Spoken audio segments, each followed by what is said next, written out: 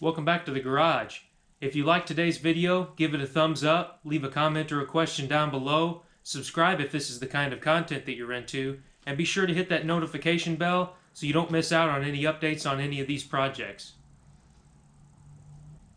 I'm going to do a little bit of work to the starter, and the first order of business is to do away with this mechanical way of starting it. This little button is supposed to fit on here. There's supposed to be linkage on the Jeep that you hit with your foot that pushes this lever that pushes the button to get the starter to engage. So what I'm going to do is I'm going to take this short bolt they have in here out, and I'm going to put a long bolt in here. That way I can run my battery cable directly to the starter and do away with this button. And then the next order of business, Willys sells this strap for the starter that covers the brushes to make sure no debris goes in there. This strap is $15. I mean, that's not really too bad. But then when you consider in the fact that the shipping is $18, I'm not going to pay $30 for something I could make here at home. So I'm going to dig around in my scrap, find a piece of steel, maybe do a little bit of welding. I'm going to make my own strap that goes around the brushes.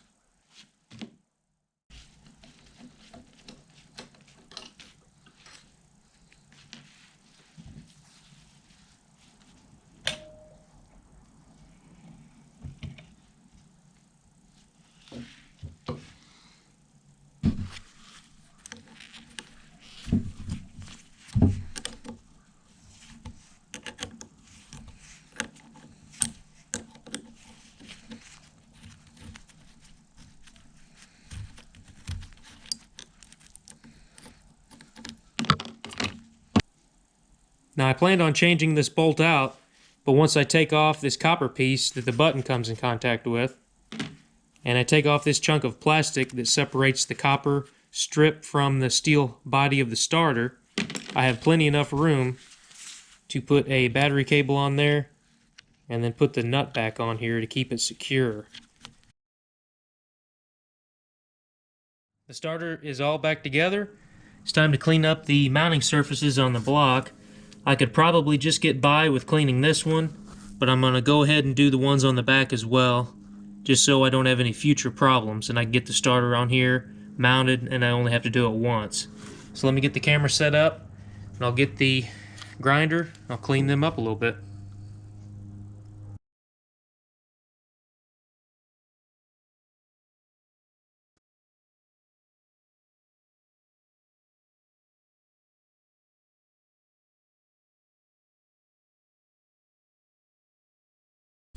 The mating surfaces on the block are all cleaned up and shiny.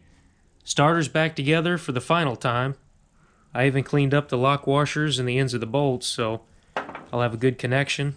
I'm going to throw some anti-seize on them, put the starter back on the Jeep.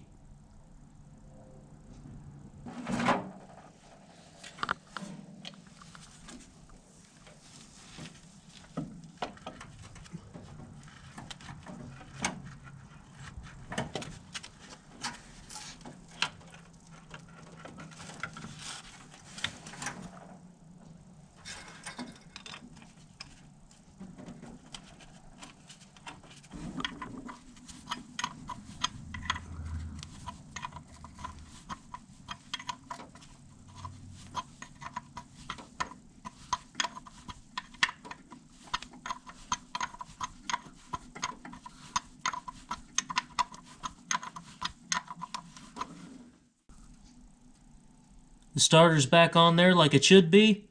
Now it's time to work on the electrical.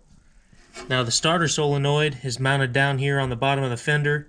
I would imagine that it is bad. I'm not even going to take a risk with it. I got a new one, and I'm going to take off this external voltage regulator. I guess somebody hacked on the wiring and was using this at one point. You can see where there's a screw in it still, but I'm going to take that off. I want to mount the new solenoid right up here, nice and firm on the firewall. That way, whenever I do plan on ripping the fender off of this to fix the rust at the bottom of it, I don't have to take this all back off of here.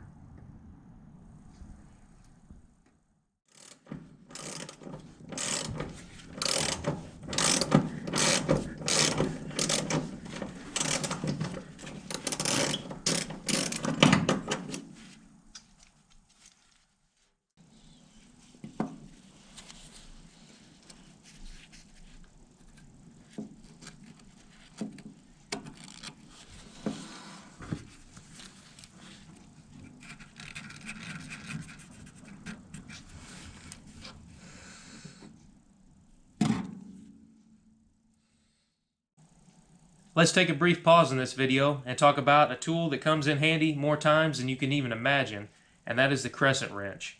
If you don't know the size of a fastener, just take one of these along with you if you're doing a project away from your toolbox and you don't want to carry your entire toolbox with you. Take one of these. They'll normally get you out of a tight spot, and they come in a variety of sizes. This little wizard crescent wrench is probably my favorite. I pretty much just carry it in my pocket anytime I work out in the garage or work on any of these projects outside, because it comes in handy for doing a variety of different things. Now, a lot of you will probably use these as hammers as well, and even though I love tools and restore tools myself, I'll still use them as hammers as well. I mean, you're not really supposed to. I'm sure the guy that made this wasn't intended it for to be used as a hammer, but sometimes you just got to use what you got in your hand, and the crescent wrench is used as a hammer a lot more times than anything else.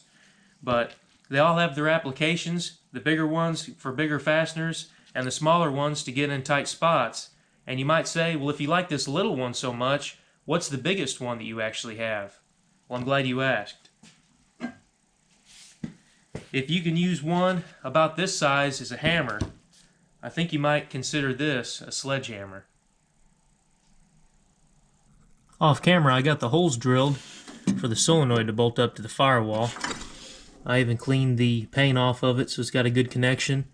And it took me a little bit longer because I thought I could get to the back very easily, but I couldn't, so radio delete.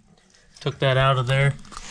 You can see I got up, cleaned out both of those holes, so it'll have a good connection on both sides. Just got to grab some hardware, throw it in this solenoid, bolt it up there on the firewall. Now the solenoid is mounted to the firewall. Got some hardware in it. Got the connections all cleaned up. Now it's time to tackle some of this wiring mess. Somebody commented and said that I don't really even need this. I guess it was for blinkers.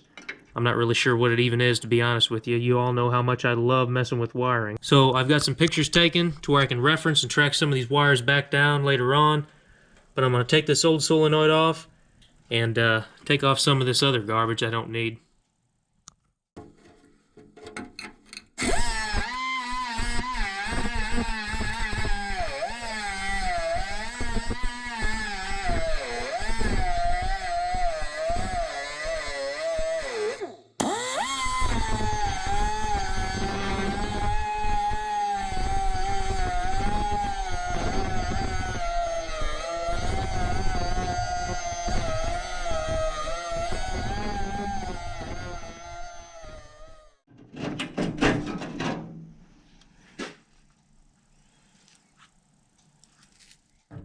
Alright, I got the old starter solenoid out of the way, and I got the 3 wires cut and tucked back out of the way. Got a lot of room to work on this starter now. Now it's time to work on the cover that goes on the end of it that covers the brushes. Now, why would I do that now instead of whenever the starter was off of here? And the plain and simple reason is, I forgot. So, now I'm going to grab a piece of cardboard, make a template of the diameter of this starter, transfer that over to a piece of steel, make that band, and hopefully it fits on here and slips down in between the starter and the block now that the starter's bolted on here. Keep your fingers crossed for me. Okay, I got my piece of real thin cardboard for making templates, and I got a template made of the exact circumference of the starter. So I want to cut this back about 1 inch. That way whenever I make a gap in it, I can put a bolt and it'll have room to tighten down. You can see how bad the old strap is rotted up. So I'm going to go ahead and get a chunk of steel, get this all marked out, cut out, and see what I can make.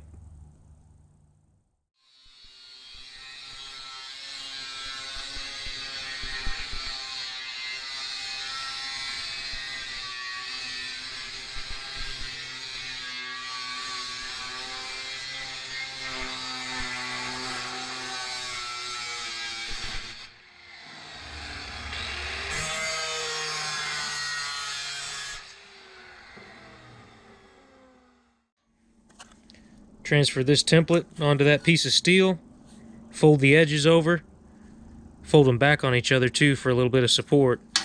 There's the old rotten strap, here's the new one. It's a little bit tall, but when I put the bolt through it, it's going to work and do the job just like it should. I've got the cover made up, It's on there like it should be, covering up the brushes. Got the starter solenoid mounted up on the firewall. And every day the list of things to do is starting to shrink. So battery cables, wire in the key switch, maybe fine tune that carburetor just a little bit. And I think there might be a first start video coming out here before too long. Thanks a lot for taking the time out of your day to watch my videos. It truly means a lot. If you would also check out my buddies at Central Oregon Shenanigans and the Fox Shop. Their channel links will be in the video description below. But leave a comment or a question down below. Give this video a thumbs up. Subscribe if this is the kind of content that you're into.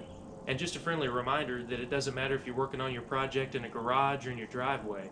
What matters is that you go out there, you do the job yourself, and you learn more about your project, whatever that project may be. My name is Zane, and I'll catch you next time.